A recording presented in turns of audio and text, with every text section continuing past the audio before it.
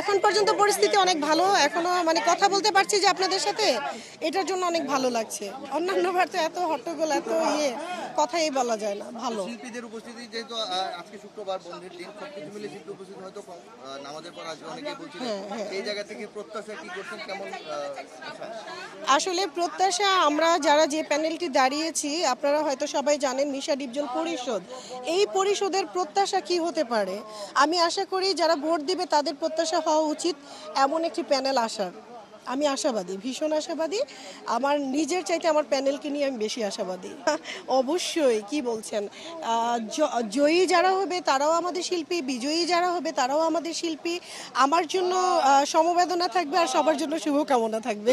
আসলে শিল্পী হিসেবে আমার একটাই চাওয়া থাকবে, যে কথাগুলো আমরা নির্বাচনের আগে বলেছি আমরা যেন এটা পরিপূর্ণভাবে কমপ্লিট করতে পারি। That's it. সাধারণ শিল্পী হিসেবে আমি শুধু প্রত্যাশা, অন্য প্যানেলে তো আমি প্রত্যাশা করে পারবো না। আমার প্যানেলে মিশা ডিপজল পরিষদ এবং এখানে স্ট্রং মানুষ যারা আছে তারা বরাবর কিন্তু ইন্ডাস্ট্রিকে দিয়ে গেছেন।